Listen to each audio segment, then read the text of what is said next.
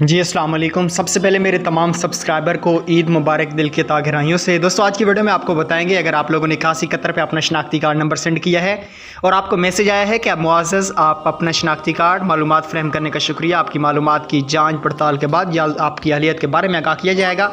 81 71 से जिन दोस्तों को मैसेज आया है बार बार पूछ रहे हैं कि सर अब हमें अहल और नाअहल का मैसेज कब तक आ जाएगा।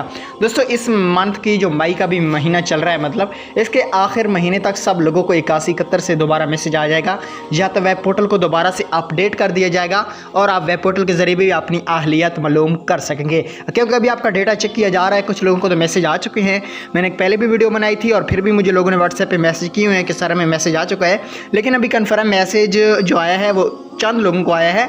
सारे लोगों को इंशाल्लाह इस मंथ के एंड तक 81 71 से अहल नाअहल का मैसेज आएगा। अगर मैसेज इनको नहीं आएगा, वेब पोर्टल पे डेटा उनका अपडेट किया जाएगा, वो वहाँ पे भी दोबारा से अपनी अहलियत मालूम कर सकते हैं। मज़ीद आपका कोई भी सवाल है कमेंट्स कर सकते हैं।